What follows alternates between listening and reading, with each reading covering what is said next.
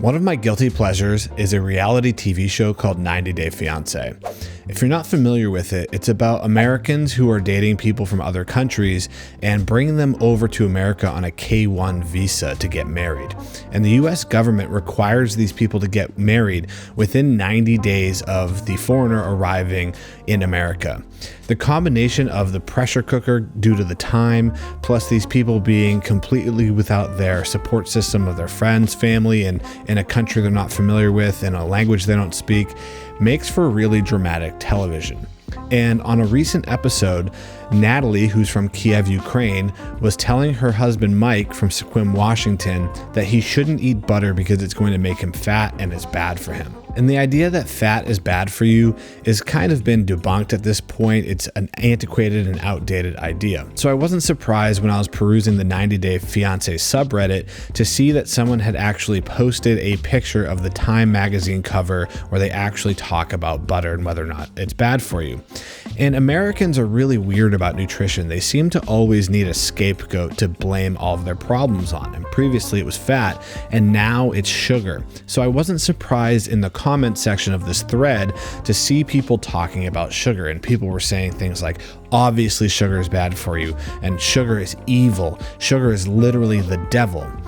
But unfortunately for these people, there's been many really well done studies that have shown that when calories are equated, that sugar does not pose any additional health risk or cause any additional obesity when calories are matched. There's no difference between low sugar or low carbohydrate diets compared to higher sugar or higher carbohydrate diets. Being that my background is in fitness and nutrition, I decided to chime in, and I posted several citations with studies explaining that no, sugar is not in fact the devil. That was a mistake. What happened next was an interesting back and forth between myself and the other Redditors, with me mostly getting downvoted even though I was heavily relying on more and more scientific data and research.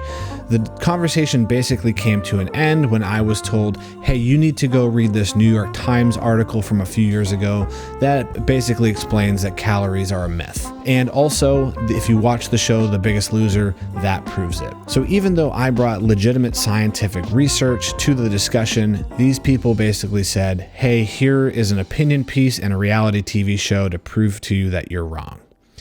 This is the Dunning Kruger Effect in practice. David Dunning and Justin Kruger are two researchers whose research has shown that basically someone is more likely to overrate their performance or knowledge in a particular area the less competent they are at that particular area or in that topic. One of the reasons this happens is because people know so little about a particular topic, they aren't able to fully understand what they don't know about that topic and how deep it goes. If you've ever seen those iceberg charts that show that any given topic is much deeper than what we see at the surface, the Dunning-Kruger effect is essentially someone seeing the tip of that iceberg and thinking that that's all there is to it. Now that they've seen it, they know it. They don't realize that there's much more to it that goes much deeper than that. But what many people get wrong about the Dunning-Kruger effect is they think it has to do with intelligence. In fact, if you do a search for the Dunning-Kruger effect here on YouTube or on Google, you'll see many headlines or titles with things like why stupid people think they're smart or why unintelligent people think they know more than they do.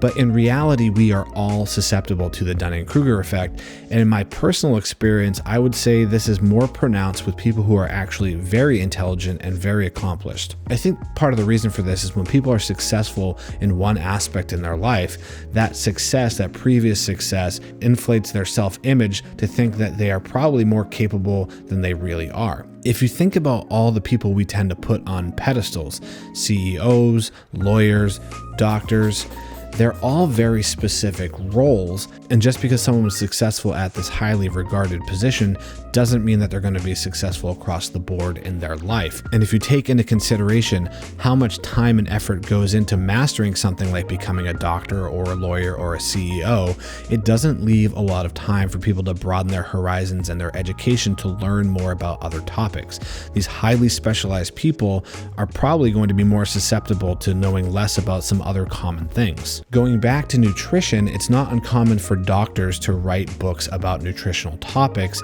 despite the fact that most doctors receive very little, if any, nutritional training in med school. In fact, during this discussion on Reddit, someone told me that I should read the book The Obesity Code by Dr. Jason Fung, which proves that carbs are bad and make you fat. The only problem is Dr. Jason Fung is an MD. He's a nephrologist, which is a kidney specialist, not a nutritionist.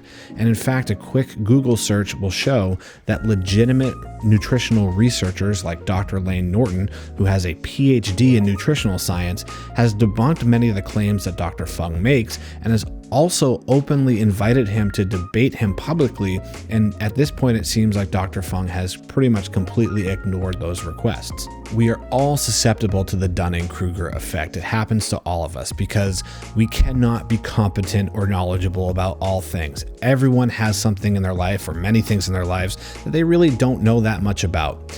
So if we all suffer from this, if it's just part of the human condition, you might be asking, what's the big deal? It's just part of normal life.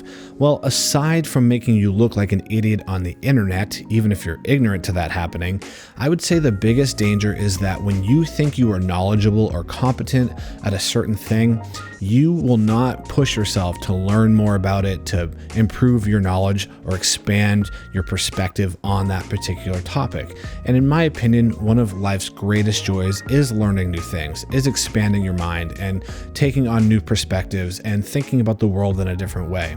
And when you shut yourself off from that, you're really missing out on a lot of the pleasure of being a human being. Think of it this way.